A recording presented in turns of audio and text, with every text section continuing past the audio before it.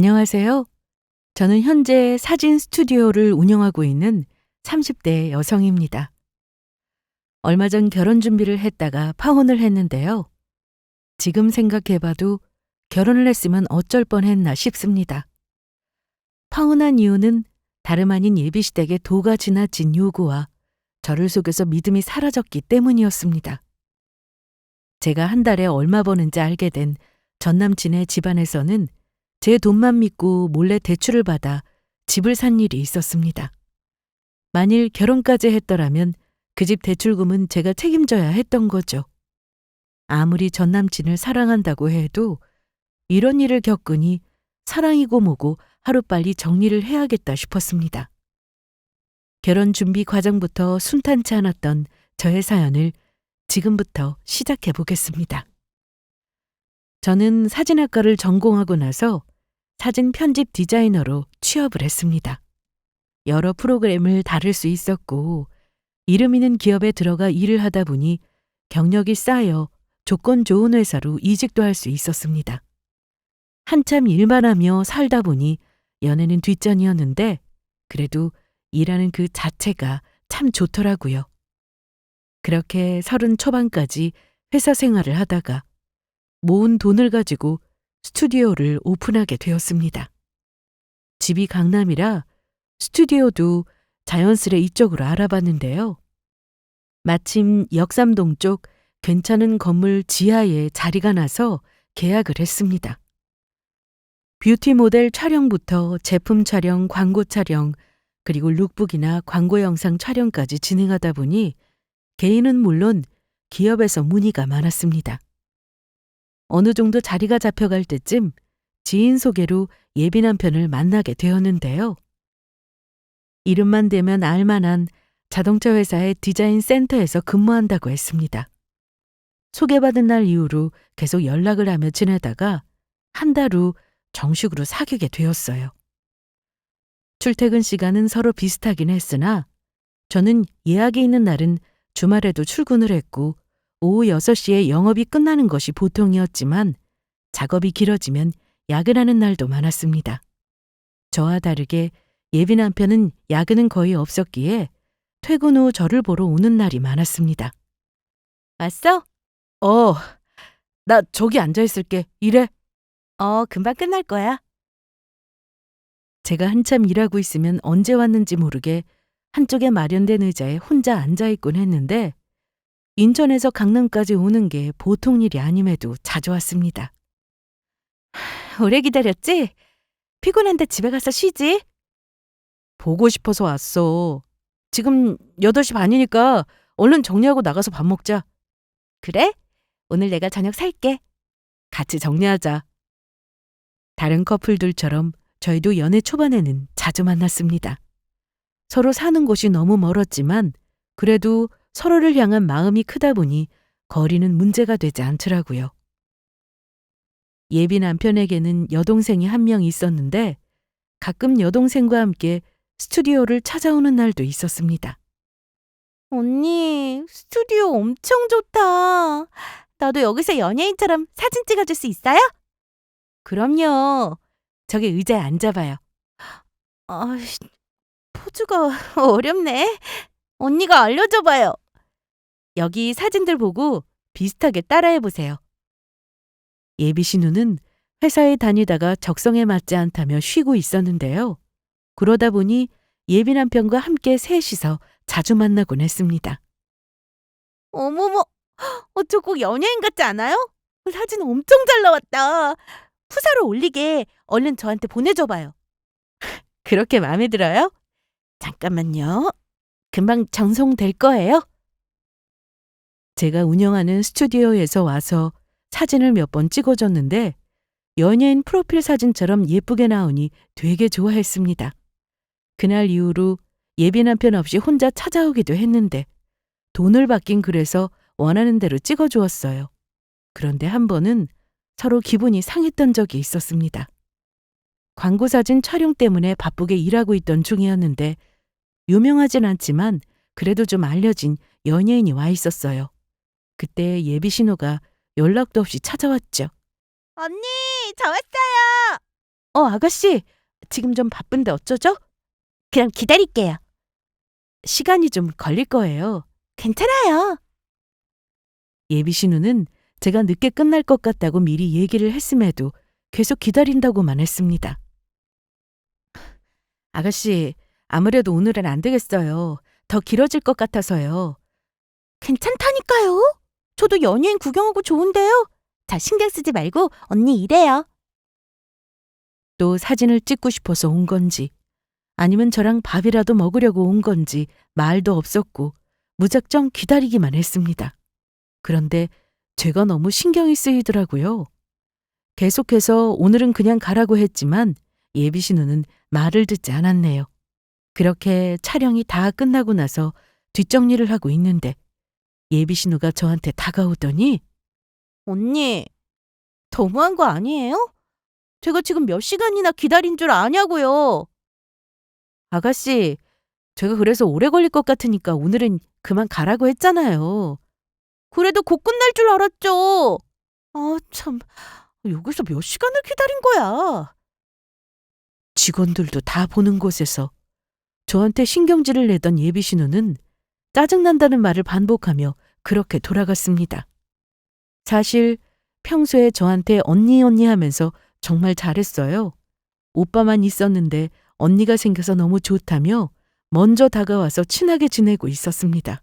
그래서 예비 남편 없이 혼자 찾아오면 제가 밥도 사주고 커피도 사주고 했습니다. 저와 예비 남편은 연애를 시작한 지 1년이 지나고 2년이 다 되어가자 예전처럼 서로 자주 만나거나 하지는 않았습니다. 하지만 마음이 식었다거나 그런 건 아니었어요. 그래도 주말에는 꼭 만났고 평일에는 일주일에 한 번 정도 서로 약속을 하고 만났습니다. 전처럼 제가 일하는 곳까지 퇴근하고 찾아오는 일이 많이 줄었는데 그게 서운하거나 하지는 않았네요. 거리가 얼마나 먼지 제가 알고 있었기 때문이었죠. 항상 중간에서 만나거나 제가 인천으로 넘어가는 날도 많았습니다. 저희는 2년 가까이 만나다 보니 서로 편한 사이가 되었고 서로 결혼도 약속해서 연봉에 대해 투명하게 공개했어요. 그전까지는 대충 얼마 정도 번다 이 정도만 알았는데 세세한 건 전혀 몰랐거든요. 저는 월 1,000 정도의 수입을 내고 있었고 예비 남편은 상여금까지 다 합치면 월 700 정도 받는다고 했습니다. 저희 둘의 수입을 합쳐보니 적지 않아서 결혼을 하고 나서도 돈 걱정은 하지 않아도 되겠다 싶더라고요. 예비 남편은 저보다 나이가 4살이 더 많았는데 그래서 돈을 저보다 좀 더 모았겠다 싶었어요. 하지만 물어보니 예상과는 달랐습니다. 그런데 내가 쓴 것도 많아서 모은 게 많지 않네. 얼마나 되는데? 3,000 정도 되는 것 같아. 저는 그동안 부모님 도움으로 지출이 많지 않아 그래도 2억 가까이 모았는데 저에 비해 예비 남편은 모은 돈이 거의 없었습니다. 그리고 이때 얘기한 3,000이라는 돈도 나중에 알고 보니 없는 돈이었어요. 모은 게 전혀 없다고 말하기 그래서 저한테 거짓말을 했던 거였죠. 이때까지만 해도 저는 예비 남편을 향한 마음이 진심이었고 돈이야 앞으로 모으면 된다고 생각했습니다. 처음에는 반반 결혼을 생각했는데 예비 남편의 말을 듣고는 집은 저희 쪽에서 준비를 해야 하나 싶었어요. 우리 결혼하게 되면 남들처럼 예단이나 예물 이런 거에 돈 많이 쓰지 말자. 나도 같은 생각이야. 우리가 지금 제일 중요한 건 집이니까 집 얻는 데만 신경 쓰면 좋겠어. 맞아. 그런데 집값이 만만치가 않아서 큰일이네. 저희 집과 예비 남편의 집 중간으로 신혼집을 얻을 계획이었는데 아무래도 서울권이라 집값이 많이 높았습니다. 그래서 서로 능력껏 보태서 집을 구하고 가구나 가전 1월 혼수는 살면서 하나씩 마련해보자고 얘기를 나누었네요. 그래도 결혼이라는 게 집안끼리 서로 의견이 맞아야 하다 보니 저와 예비 남편은 각자 집에 가서 이 부분에 대해 말씀드리기로 했습니다. 전하야, 그럼 너희 생각대로 준비해봐. 정 상황이 안 되면은 집 얻는데 엄마랑 아빠가 보태줄게. 아니야, 부족한 건 대출받아도 되는 거고. 이왕 대출 없이 시작하는 게 좋지. 나보다 건우 결혼할 때 집 해주세요. 누나, 나도 돈 열심히 모으고 있어. 그리고 나 결혼하려면 한참 멀었으니까 아빠가 해준다고 할 때 받아. 내가 직장이 없는 것도 아니고 돈 벌고 있는데 최대한 우리 힘으로 해볼게.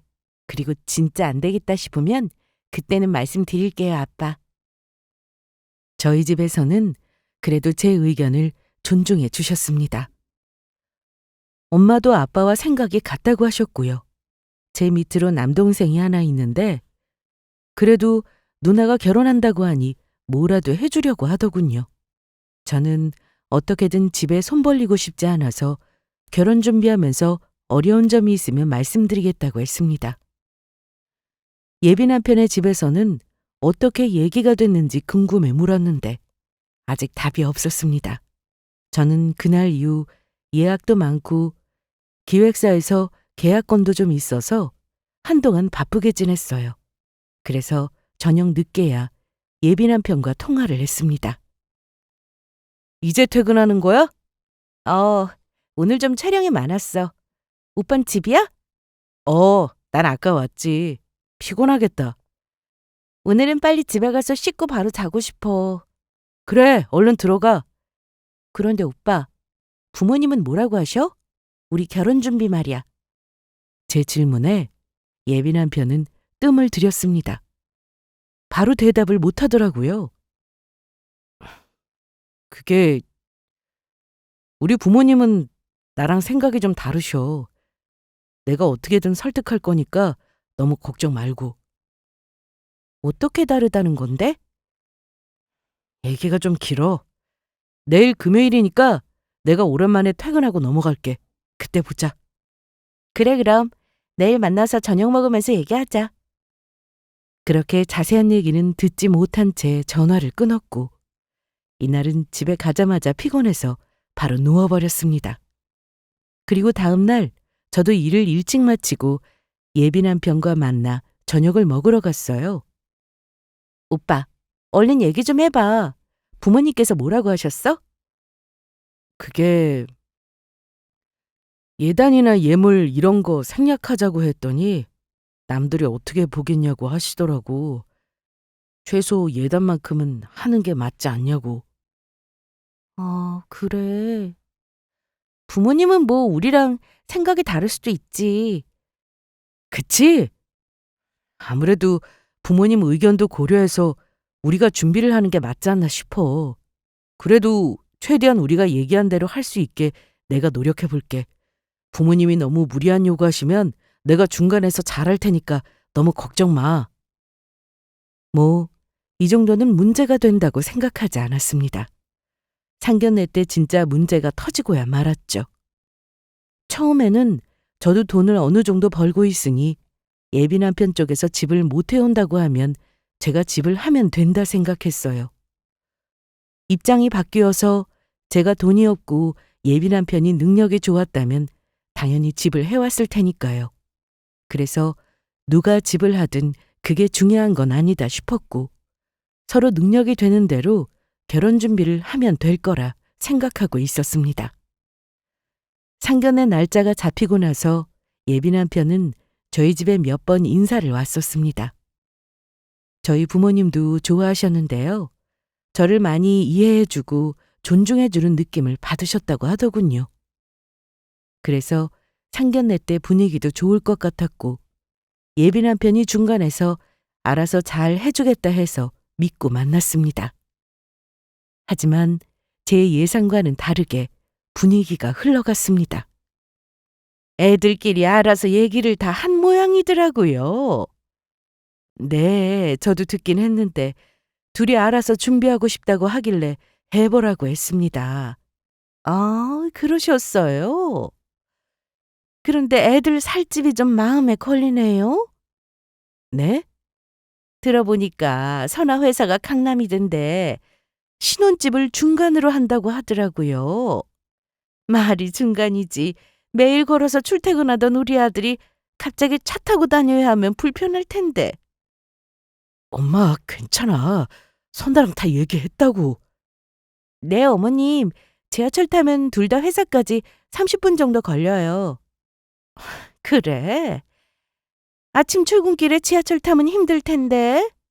혹시 선아 네가 회사를 인천으로 옮기는 건 어때? 아니면 그만두던가.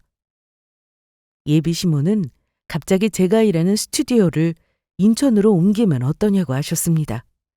그래서 이미 자리도 잡았고 위치가 좋은 곳이라 어렵다고 말씀드렸습니다.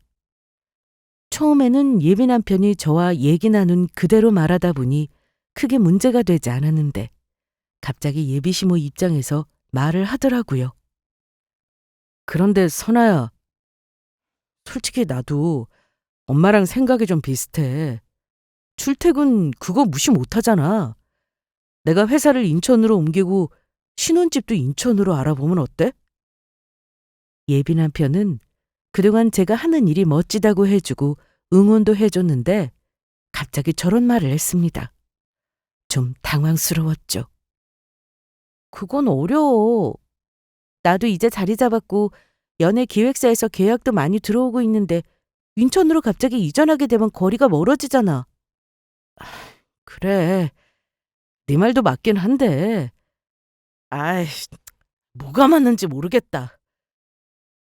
전 이때부터 기분이 상했습니다. 알아서 얘기를 잘해주겠다던 예비 남편은 결국 자기 엄마 편만 들더라고요. 예비 시부는 술을 좋아하시는지 혼자 계속 드셨는데 아빠는 그래도 중요한 자리라 계속해서 결혼에 관한 질문을 했습니다. 하지만 예비 시부는 술에 취해서 대답도 안 하고 예비 시모가 거의 얘기하는 분위기였습니다. 이날 집은 어떻게 할 건지 그리고 혼수나 예단 예물 이런 부분에 대해서 전혀 의견 조율이 되지 않았습니다. 저희 집에서는 최대한 맞추려고 노력하고 집도 사정이 여의치 않으면 저희가 준비를 하겠다고 말씀드렸는데 계속해서 인천으로 신혼집을 얻어야 한다고만 고집을 피우시더라고요. 거기다 예비 시부가 너무 취하셔서 더 이상의 얘기는 어려웠고 자꾸만 누워서 주무시려고 하시니 일어날 수밖에 없었습니다. 그렇게 아무 결론 난 거 없이 저희는 식사를 마치고 헤어졌습니다. 서로 사랑해서 결혼하려는 건데 결혼 준비하면서 왜 그렇게 많은 커플들이 헤어지는지 이해가 좀 되더라고요.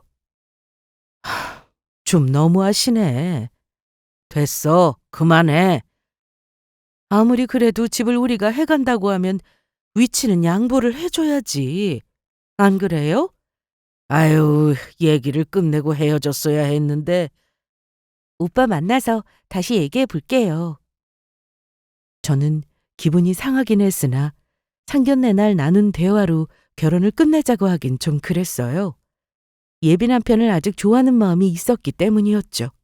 하지만 그 마음이 식기까지는 오래 걸리지 않았습니다. 얼마 뒤 저와 예비 남편은 다시 만났는데 그날 못했던 얘기들을 다시 했습니다.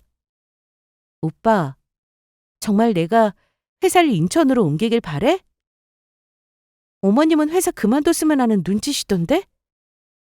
아무래도 엄마 입장에서는 내가 우선이니까. 그리고 거기서 내가 네 편만 들면 엄마 입장이 뭐가 되겠어? 그래서? 오빠 생각은 뭔데? 난 네 의견에 따를게. 정말이지? 말 안 바꿀 거지? 어. 그런데 말이야. 정말 아버님 말씀대로 해주시는 게 맞아? 그래야지. 오빠가 좀 보태면야 좋지만 상황이 안 되면 집은 우리 쪽에서 준비해도 괜찮아. 저희는 서로 대화하면서 제가 집을 하고 예비 남편이 혼수를 하는 걸로 얘기를 끝냈습니다. 상황에 따라 어느 한쪽이 더 부담해야 하는 건 어쩔 수 없었어요. 그리고 저는 그게 꼭 남자여야 한다고 생각하지 않았습니다. 여유가 되는 쪽이 더 부담해서 집을 얻을 수도 있는 거니까요. 예비 남편은 이렇게 결론이 나자 출퇴근 시간이 늘어난 건 괜찮다고 했습니다. 1시간도 아니고 30분 정도면 충분히 다닐만 하다고까지 했죠. 그러면서 집에 가서 잘 말씀드리겠다고 하더군요. 그래서 저는 이렇게만 진행되면 더는 문제가 없을 거라 생각했어요. 일주일 정도 지나서 예비 시모에게 전화가 왔는데 한번 집으로 오라고 했습니다. 전에도 한 번 갔었는데 그때는 결혼 얘기가 오갈 때가 아니어서 부담 없이 갔었어요. 하지만 이번에는 달랐죠. 예비 남편의 집에 도착하자마자 결혼 얘기를 하기 시작하셨는데 들을수록 기가 차서 이게 뭔가 싶더라고요. 제가 너무 화가 났던 건 줏대없는 예비 남편의 행동이었습니다. 제 앞에서는 뭐든 동의하더니 어머님 앞에서는 말이 싹 달라지더라고요. 내가 우리 지훈이한테 얘기는 들었는데 네가 집을 해오고 우리가 혼수를 하라는 게 맞니? 네, 오빠하고는 그렇게 얘기했어요. 그래, 그것까진 내가 알겠다. 그런데 예단은 어떻게 할 거니? 형식적으로라도 예단은 하는 게 맞지 않아? 분명 예비 남편과 얘기를 했을 때는 제가 집을 해가는 거니 예단은 생략하자고 했었습니다. 그때 분명 알겠다고 했고 그대로 집에다 말씀드린다고 했는데 이 부분은 전혀 모르고 계시더라고요. 예단이라면 어떤 걸 말씀하시는 건지. 그래, 잘 모를 수도 있지. 그래서 오늘 내가 너 오라고 한 거야. 뭐 요즘 사람들 결혼할 때 이것저것 다 생략한다고 하는데 그래도 한 번뿐인 결혼인데 다 빼면 되겠어? 일단 우리가 친척이 좀 많아서 한복을 다 맞춰야 될 것 같아. 그런데 아무거나 할 수 있어? 고급 한복으로 해줘야지. 그리고 예물까지 하면 5,000원 예단비로 받아야겠다. 엄마, 그리고 그것도 말해야지. 그래. 우리 수연이 명품 가방도 하나 필요해. 네? 어머님, 뭔가 잘못 알고 계시는 것 같은데요. 저희 반반 결혼하는 거 아니고요. 집은 제가 하는 거예요. 그래, 알고 있다. 그래서 가전이니 가구니 이런 건 우리 아들이 준비하는 거잖아. 그래서 예단비 해오라는 건데 무슨 문제 있어? 그리고 우리 아들은 한 달에 700은 꼬박꼬박 통장에 찍히는데 너는 자영업이라 매출이 일정하지 않잖아. 매출 안 나와봐. 우리 아들이 번 돈으로 생활해야지. 안 그래? 예비 시모는 제가 자영업을 한다고 매출이 일정하지 않을 거라며 은근 무시했습니다. 사실 집까지 해가는데 예단비를 요구하더라도 저렇게나 많은 금액을 요구하실 줄은 몰랐어요. 더 짜증이 났던 건 예비 남편의 행동이었는데 예비 시모가 저렇게 말씀하시는데 계속해서 가만히 있었습니다. 생각해보니 맞는 말인 것 같다며 오히려 맞장구를 치기도 했죠. 평소 저한테 언니 하던 예비 신호도 이날만큼은 아주 뻔뻔하게 명품 가방을 사달라고 하니 사랑이고 뭐고 간에 이 결혼은 아니구나 하는 생각이 바로 들었습니다. 더 얘기를 나누고 싶지 않아 바로 일어났는데 예비 시부는 이날도 술만 드시며 아무 말씀 안 하셨어요. 결혼은 현실이니 사랑만으로 할 수 없는 게 맞구나 싶었습니다. 서로 양보하면서 준비하면 좋았을 텐데 이건 저만 양보해야 하는 결혼이니 마음이 돌아섰습니다. 선아야, 내가 데려다 줄게. 나 차 가지고 왔잖아. 혼자 갈게. 아, 맞다. 그럼 집에 가서 잘 말씀드려. 아까 우리 엄마가 얘기한 예단비 알지? 오빠, 나 생각 좀 해봐야 될 것 같아. 예단비? 아니, 우리 결혼 말이야. 야, 갑자기 그게 무슨 소리야? 생각을 해보다니. 나랑 결혼할 마음이 없어졌다는 거야? 그럼 이게 맞아? 내가 집 해가는데 어떻게 예단비를 요구하실 수 있어? 거기다 5천만 원이나. 그리고 아가씨 명품백까지. 요구대로 할 수는 있지만 일방적으로 나한테 요구만 하는 이 결혼을 내가 해야 해?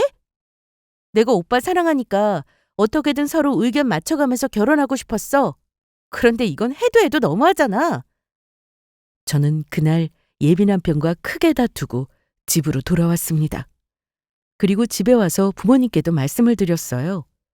저희 아빠는 예비 남편을 마음에 들어 하셨는데 이런 집안인 걸 알게 되니 당연히 좋으실 리 없었습니다. 아빠, 이 결혼 정말 하는 게 맞아? 난 아닌 것 같아. 엄마랑 아빠는 너랑 지훈이만 좋다면 기분 좋게 다 해주고 싶었어. 그런데 들어보니 좀 아닌 것 같다. 예단비를 5천이나? 내가 봐도 누나 이 결혼하면 절대 행복하게 못 살 것 같아. 결혼도 하기 전에 돈도 나는데 결혼해봐. 이런 말이 안 나올 것 같아? 저는 좋아하는 마음만으로 이 모든 걸 끌어안고 결혼을 한다는 게 말이 안 된다 싶었습니다. 행복하게 가정 꾸리려고 결혼하는 건데 결혼 전부터 이런 식으로 너무 무리한 요구들을 당연하게 해오니 결혼하고 싶지 않았습니다. 그래서 고민 끝에 며칠 뒤 출근해서 예비 남편에게 전화를 했습니다. 오빠, 내가 생각 많이 해봤는데 이 결혼 말이야. 잠깐만 선아야. 내가 먼저 얘기할게. 너 그날 우리 집에서 그렇게 가고 나서 생각 많이 했어. 내가 부모님께도 잘 말씀드려서 예단비 그거 없애기로 했어. 요구 안 한다고. 그리고 네가 신혼집 때 오는데 어디에 집을 얻든 아무 신경 안 쓰기로 했어. 그러니까 이 결혼 생각해보자.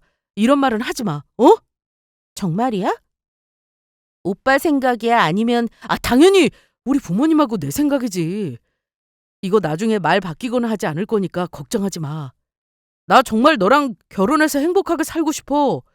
그리고 수연이 명품백인지 뭔지 그거 살 필요도 없어. 집에서 놀고 먹으면서 무슨 명품을 바래? 그러니까 우리 예정대로 결혼 준비하자. 어? 저는 이 결혼을 취소할 생각으로 전화를 걸었는데 예비 남편이 오히려 먼저 제가 처음 말한 대로 다 따르겠다고 하더라고요. 그래서 마지막으로 믿어보기로 했습니다. 그래? 잘 됐다. 엄마도 너무 무리한 요구라고 생각했는데 사돈도 너무했나 싶으셨나 보네. 암튼 얘기 잘 됐으니까 걱정하지 마시라고 전화드렸어요. 예비 시댁에서 혹시나 말이 달라질까 걱정했는데 전혀 아니었습니다. 오히려 예비 시모는 저한테 전화하실 때면 아침은 먹었는지 쉬엄쉬엄 일하라고 하셨죠. 그뿐만이 아니었습니다. 언니, 저 왔어요. 아가씨, 연락도 없이 오늘은 언니한테 이것만 전해주고 가려고요. 이게 뭐예요? 엄마가 언니 먹으라고 도시락 싸줬어요. 이걸 다 어머님이 직접 만드셨어요? 엄마가 새벽같이 일어나서 만들더라고요. 암튼 난 전해졌어요. 가볼게요. 고마워요, 아가씨. 인천에서 강남까지 오려면 지하철을 타고 1시간이 넘게 걸리는데 도시락을 들고 힘들게 찾아온 예비 신우한테 너무 고맙고 또 미안했습니다. 그리고 감사하다고 말씀드리려고 바로 예비 시모에게도 전화를 드렸습니다. 어머님, 저예요. 그래, 선아야. 바쁜데 통화 괜찮아? 네, 어머님. 근데 뭘 이렇게 많이 보내셨어요? 맛이 있을런지 모르겠네. 딱 봐도 맛있어 보여요. 내가 그날은 미안했다. 말도 안 되는 요구를 해가지고 기분 상했었지? 미안해. 너희 둘만 잘 살면 되는 건데 욕심이 과했다. 둘이 잘 준비해봐. 집까지 해온다는 며느리가 어디 흔해? 우리는 그저 고맙게 생각할 테니 우리 신경 쓰지 말고 지훈이랑 싸우지 말고 준비해. 알았지? 감사합니다, 어머님. 그래, 바쁠 텐데 이만 끊자. 도시락 맛있게 먹고. 예비 시모는 전과는 확 달라진 태도를 보였습니다. 본인이 생각하기에도 너무했다고 생각이 드신 것 같았어요. 그래서 저는 잘 됐다 싶었죠. 그날 이후 저는 예비 남편과 만나서 집부터 알아보러 다녔습니다. 선아야, 집은 강남 쪽으로 해도 될 것 같아. 그럼 오빠 회사랑 너무 멀어질 텐데? 친구들한테 물어보니까 중간보다는 둘 중 한 사람한테 맞추는 게 낫다고 하더라고. 네가 인천으로 오는 것보다 내가 가는 게 낫지. 버스고 지하철이고 이동수단이야 많은데 뭐가 걱정이야? 그래도 회사까지 너무 힘들어서 안 돼. 중간으로 하자. 그게 맞아. 나야 뭐 네 의견에 따라야지. 예비 남편은 뭐든 제 의견에 따르겠다고 했고 특히 나중에 애라도 생기면 친정이 강남이니 신혼집도 강남이 어떻겠냐고 했습니다. 뭔가 저를 위해서 많이 양보해주고 있다는 게 느껴지다 보니 고마웠어요. 그날 이후로 저희는 시간이 되는 대로 집을 보러 다녔고 백화점에 들러 가전이나 가구도 보러 다녔습니다. 집을 계약한 건 아니었지만 어떤 가구가 좋을지 구경하러 갔었죠. 실컷 구경하고 나서 밥을 먹으러 갔습니다. 오빠, 저번에 모아놓은 돈이 3천 정도 있다고 했었지? 그게 엄마한테 한 번 더 물어봐야 돼. 그때는 3천이라고 했는데 지금 또 모르겠네. 그게 무슨 말이야? 오빠한테 돈이 있는 게 아니야? 그게 내 월급은 엄마가 관리하고 있거든. 그래서 얼마 모았는지 정확히는 잘 몰라. 월급을 어머님이 관리하시다니? 용돈을 드린다는 거야? 아님 월급 전체를 드린다는 거야? 월급 전체지. 아예 월급 통장을 엄마가 가지고 계셔. 좀 황당한 말이었습니다. 나이가 어린 것도 아니었고 30 중반이 훌쩍 넘었는데 아직도 월급을 엄마가 관리하고 있다고 하니 처음에는 믿기지가 않았어요. 그래서 여러 번 다시 물어봤지만 맞다고 했습니다. 그럼 결혼해서도 오빠 월급을 어머님이 관리하시는 거야? 그건 아직 얘기 안 해봤어. 아마 결혼하면 내가 관리하게 되겠지. 오빠, 그건 확실하게 해야지. 들어보니 예비 남편은 버는 족족 시댁에 갖다 주고 있었습니다. 월급 자체를 예비 시모가 관리한다고 했으니 말 다 했죠. 그래서 저는 이제라도 통장 받아와서 직접 관리하라고 했습니다. 결혼 전에 그 부분은 해결됐으면 좋겠어. 알았어. 내가 오늘 집에 가서 당장 그렇게 말씀드릴게. 내가 직접 관리한다고. 그런데 밥 먹으면서 한참 대화하고 있는데 갑자기 예비 신우가 왔습니다. 언니! 어머 아가씨, 어떻게 알고 왔어요? 그게 아까 오빠한테 문자 보내는데 여기 있다고 하길래 마침 지나가는 길이어서 왔어요. 그랬구나. 아가씨 식사 안 했으면 같이 먹어요. 뭐 먹을래요? 아니에요. 저 먹고 와서 배 안 고파요. 그런데 언니는 정확히 얼마나 벌어요? 야, 뭘 그런 걸 물어. 아니, 전에 내가 듣기로는 오빠보다 더 번다고 해서 궁금해서 그러지. 맞아. 나보다 더 많이 벌어. 그렇게만 알고 있어. 저는 괜히 민망해서 웃고 말았는데 갑자기 이런 말을 했습니다. 그럼 대출은 문제 없겠네? 네? 대출이요? 아니에요. 돈 많이 버니까 대출도 잘 나오겠다고 일한 거예요. 순간 느낌이 이상했습니다. 예비 신우가 그런 말을 하자 예비 남편은 그만하라며 눈치를 줬는데 대출 얘기가 괜히 나왔을 리 없다고 생각이 들었어요. 집을 같이 준비하는 것도 아니고 대출 받아가면서 준비할 게 없었거든요. 아무튼 예비 신우가 와서 분위기가 좀 이상하긴 했지만 식사 잘하고 그렇게 헤어졌네요. 그날 저녁 저는 통장 문제가 어떻게 해결이 되었나 궁금해서 자기 전 연락을 해봤습니다. 제 문자를 받은 예비 남편은 저에게 바로 전화를 했는데요. 아직 안 잤어? 이제 자려고 누웠지. 통장은 잘 말씀드렸어? 내가 이제 직접 관리하겠다고 하니까 엄마가 바로 주시더라. 정말? 잘 됐네. 혹시나 어머님이 안 주신다고 하실까 봐 걱정했는데. 안 주긴. 이제 나이도 있고 결혼도 하니까 내 월급은 내가 관리하는 게 맞지. 그런데 어머님이 돈 관리하셨으면 그래도 돈 많이 모으셨을 것 같은데 어때? 그건 나중에 만나서 얘기하자. 나 오늘은 좀 피곤해서. 저는 너무 늦은 시간이기도 하고 그래서 일단 전화를 끊었습니다. 그리고 한동안 일이 바빠서 예비 남편과는 만나지 못하고 전화통화만 하고 지냈어요. 일주일 정도를 그렇게 바쁘게 보내고 나서 드디어 예비 남편과 집 계약을 하려고 만났습니다. 오빠, 오늘 그 집 계약하는 거 알지? 알지. 그런데 너무 좋은 집 아니야?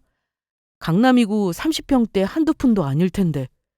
이미 다 결정난 건데 뭘 그렇게 신경 써.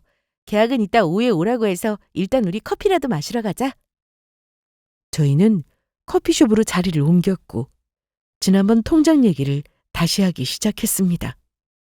오빠, 통장 얘기부터 해봐. 얼마나 모았어? 그게 돈이 없더라, 선아야. 없다니? 실은 우리 집에 빚이 좀 있었는데 내 월급으로 그 빚을 갚고 있었거든. 혹시 빚이 더 남았어? 아니야, 다 갚았어. 빚은 왜 생긴 거야? 엄마가 전에 식당 일을 하셨는데 그게 잘 안 되는 바람에 접었거든. 월세도 밀렸었고 대부업에서 대출받아서 식당 차린 거라 그 빚이 좀 많았었어. 그리고 아빠가 전에 주식한 게 있었는데 그때 빚까지 해서 내가 갚아드렸지 뭐. 대부업이면 이자 엄청 높을 텐데. 그래서 다 갚은 건 확실해? 엄마 말로는 맞다고 했어. 그러니까 통장도 바로 주신 거지. 저는 한숨만 나왔습니다. 그리고 이게 다가 아니었습니다. 예비 시모는 통장을 주는 조건으로 결혼해서도 생활비를 달라고 하셨답니다. 지금 예비 남편 말고는 돈을 버는 사람이 없었고 예비 신우도 놀고 있으니 답답하더라고요. 생활비를 얼마나 달라고 하시는 건데? 300만 원 말씀하시네. 300만 원? 너랑 내가 충분히 버니까 그 정도는 드릴 수 있지 않을까? 저는 순간 할 말을 잃었습니다. 생활비 300이 적은 돈도 아니었고 저와 미리 상의해서 결정된 돈도 아니었으니까요. 얘기를 나누다 보니 집 계약하러 갈 시간이 다 되었는데 이건 아니라는 생각이 자꾸 들어서 예비 남편에게 핑계를 대고는 집으로 돌아왔습니다. 선아야, 집 계약은 잘했어? 엄마, 나 이 결혼 하는 게 맞는 걸까? 갑자기 그게 무슨 말이야? 무슨 문제라도 생긴 거야? 오빠가 전에 3천 모았었다고 했는데 그 돈도 없대. 뭐? 어머님이 오빠 월급을 계속 관리하고 계셨는데 그 돈으로 빚을 갚았대. 아니, 빚이 얼마나 있었길래? 대부업에서 빌렸다는 거 보니 이자로 나간 돈이 어마어마했던 모양이야. 지금은 빚 없는 거 확실하대? 오빠 말로는 그래. 그런데 오빠도 정확히 모르는 것 같아. 어머님이 이제 빚 없다고 하셨다는데 뭘 보여주면서 얘기한 건 아니래. 그리고 생활비도 줘야 한대. 300만 원씩. 아니, 뭐가 이렇게 계속 나오니? 아들 돈으로 빚까지 갚았으면 됐지 생활비를 앞으로 달라고 했다고? 저는 고민이 될 수밖에 없었습니다. 예비 남편 연봉이 적은 건 아니어서 살면서 혼수야 채우면 되는 거고 더는 시댁에서 돈과 관련된 문제만 없다면 결혼하는데 무리는 없겠다 싶었습니다. 그런데 뭔가 찜찜했어요. 그래서 집 계약은 미루게 되었고 저는 생각할 시간이 필요했습니다. 예비 남편은 제가 이런 고민을 하는 줄 전혀 모르고 있었는데 얼마 뒤 이사를 했다면서 주소를 저에게 보내왔습니다. 선아야, 문자 받았지? 오빠. 언제 이사를 가신 거야? 얼마 안 됐어. 여기로 올 수 있어? 엄마가 너 좋아하는 꽃게탕 했어.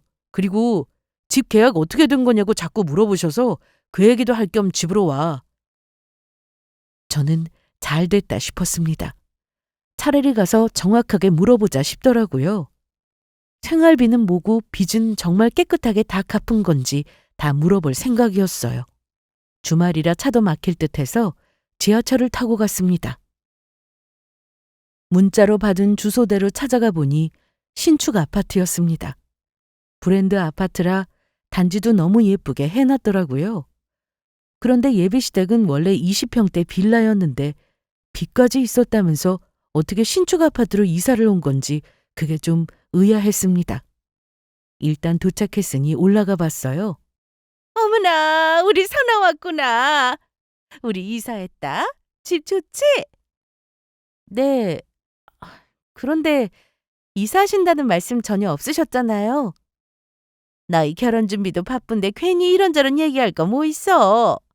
암튼 어서 앉아. 내가 너 좋아하는 꽃게탕 했어. 그런데 어머님, 제가 오늘 온 건 여쭤볼 게 있어서 온 거예요. 뭐가 그렇게 급해? 밥부터 먹자. 응? 네. 그런데 그때 예비 신우가 갑자기 이런 말을 하더라고요. 잘난 언니 덕분에 좋은 집에 살아보네요. 네?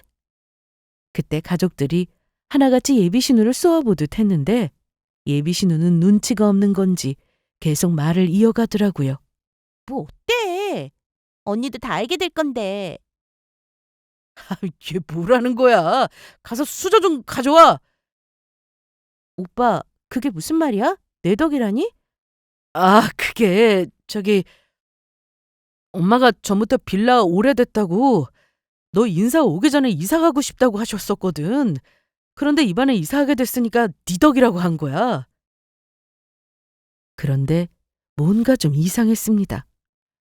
아무리 그렇다고 해도 예비 신우가 한 말이 자꾸만 마음에 걸리더라고요.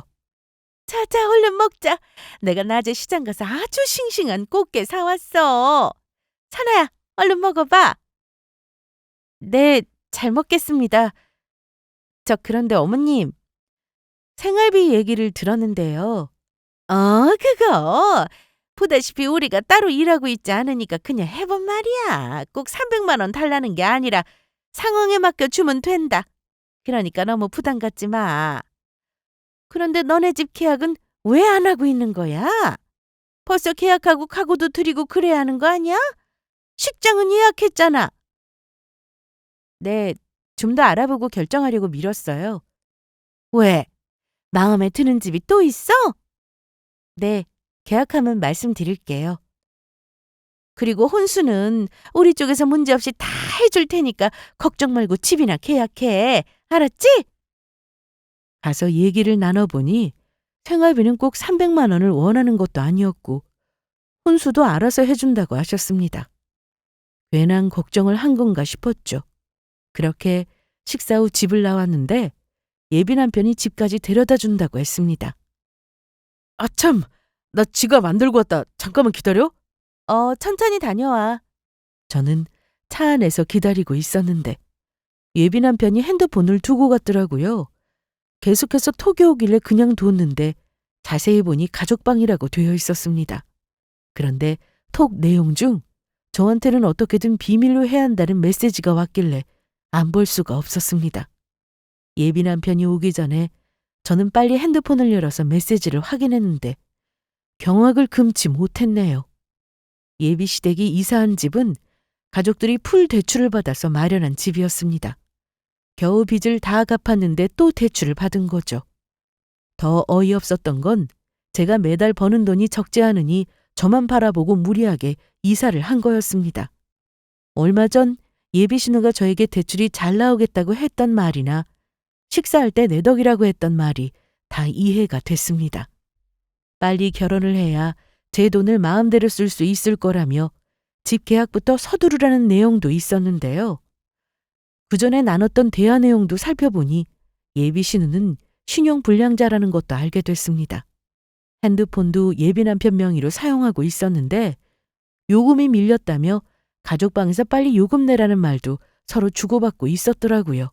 그야말로 온 가족이 예비 남편만 바라보며 살고 있었습니다. 그런데 결혼을 하게 되면 그 대상이 예비 남편에서 저로 바뀌게 되는 거였죠. 결혼해서 시댁에 용돈을 드리는 거야 이해합니다. 하지만 그게 당연한 건 아니잖아요. 저와 상의 한마디 없이 결정된 일이었고 거기다 신축 아파트를 떡하니 대출받아 사놓고는 그 빚을 저에게 떠넘기려 했다는 사실이 너무 화가 났습니다. 저는 바로 파혼을 결심했습니다. 제가 차 안에서 본인 핸드폰을 들여다보고 있자 예비 남편은 급하게 차를 타더니 야, 뭐 하는 거야? 왜 나한테 뭐 숨기는 거라도 있어? 내가 마음대로 네 폰 들여다보면 좋겠어? 저 봐. 난 오빠한테 숨기는 거 하나도 없으니까. 아니, 내 말은 말하고 보는 거랑 몰래 보는 거랑은 다르다 이거지. 기분 나쁘잖아. 기분 나쁜 건 나야. 그 통 내용은 뭐야? 이 집도 대출받아 산 거라며? 그 대출금 누가 갚는 거야? 오빠네 집에 돈 버는 사람 오빠뿐이잖아. 그동안 빚도 오빠 월급으로 다 갚았다면서 이번 대출금은 누가 갚는 건데? 저는 파혼하자고 얘기하고는 차에서 내려 택시를 잡아 타고 집으로 왔습니다. 그런데 그 뒤로 저를 따라왔는지 집 근처에서 내리자마자 얼마 뒤 예비 남편 차가 보이더라고요.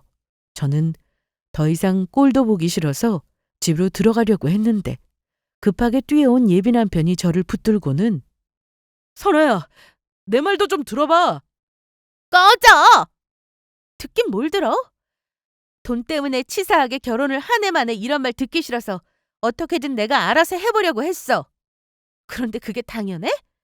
내가 힘들게 번 돈이 오빠네 집 대출금 갚는 게 당연하냐고? 빚 다 갚은 건 맞아? 맞아. 진짜야. 그러니까 집 살 때 대출이 나왔지. 누구 이름으로 대출받은 건데? 그게 내 이름으로. 제정신 아니구나. 당장 혼수 준비할 돈도 없었으면서 대출받아 집을 사? 네가 뭐 걱정하는지 알아. 그런데 너 돈 안 쓸 거야. 내가 그렇게 할게. 내가 바보야? 다 봤어. 가족방이지 뭔지 거기서 내 월급 얘기하는 거 다 봤다고. 저는 다시는 찾아오지 말라고 얘기하고는 집으로 들어왔습니다. 부모님께도 다 말씀드렸더니 당장 이 결혼 없던 걸로 하자고 하시더라고요. 그런데 며칠 뒤 이번에는 예비시댁 식구들이 다 함께 저희 집을 찾아왔습니다. 저희 가족은 문을 열어주지 않았어요. 하지만 나올 때까지 기다린다고 하면서 몇 시간을 현관문 앞에 있더라고요. 결국 참다 못한 아빠가 나가셨습니다. 이보세요. 지금 뭐 하시는 겁니까? 저 선아 좀 만나려고 왔는데 집에 없어요? 할 말 있으시면 저하고 하세요. 그래도 선아 얼굴 보면서 오해도 좀 풀고 싶은데. 무슨 오해요? 선아야, 그거 다 오해야. 응? 내가 네 돈을 어떻게 쓰니? 저는 아주 침착하게 예비 시모에게 물었습니다. 보니까 아가씨 신용불량자던데 아가씨 앞으로 남은 빚도 있잖아요. 거기다 아파트 대출금은 대체 어떻게 갚으실 거냐고요. 제 돈 안 쓴다고만 하지 말고 말씀을 해보세요. 그게 우리 아들이 번 돈도 있고. 아우, 왜 말을 못해? 언니가 월천은 버는데 그 돈으로 갚기로 했잖아. 눈치가 없어도 너무 없던 예비 신우는 이 상황에서 아주 결정적인 말을 해버렸습니다. 결국 제 돈으로 어떻게든 갚을 생각이었던 겁니다. 저 이런 집안이랑 결혼하면 인생 꼬일 것 같으니까 이 결혼 절대 못해요. 그리고 이미 파혼이라고 얘기했고요. 그러니까 다시는 찾아오지 마세요. 그런데 제가 거지 같다고 한 말에 기분이 나쁘다던 예비 남편은 야, 나도 돈 벌 만큼 벌어. 거지? 말이면 다야? 그럼 그 빚 네가 다 갚으면서 살면 되겠네. 이게 진짜 이보게. 어디서 손을 올리나? 이거 놓으세요. 팔 부러져요. 지금 당장 돌아가지 않으면 경찰 부를 테니 그런 줄 알게. 그러자 예비 시댁 식구들은 도망치듯 다 같이 돌아갔습니다. 창피한 것도 모르는 건지 어떻게 우르르 몰려와서 저럴 수가 있는지 돌아가고 나서도 저는 온몸에 소름이 끼쳤습니다. 결혼 취소로 식장 위약금을 물어야 하는 것은 물론 엄청난 빚까지 생겼으니 어떻게든 제가 마음을 돌리긴 바랬겠지만 저는 그럴 마음이 전혀 없었습니다. 파혼 후 저는 조금의 미련도 남지 않았고 신혼집으로 계약하려던 집은 미리 취소를 해두어서 저는 계약금을 날리는 일도 없었습니다. 그날 이후로 저는 일에만 열중하며 지냈습니다. 그 결과 지하에서 벗어나 평수를 넓혀 스튜디오 확장을 이전했습니다. 주말까지 풀로 예약이 차는 날도 많았고 기획사와 계약 기간도 늘어나 유명 연예인들 촬영도 많이 했습니다. 전 남친을 저에게 소개해 주었던 지인은 파혼 소식을 듣고 되게 미안해 했는데요. 지금은 다시 빌라로 이사 가서 산다고 하더라고요.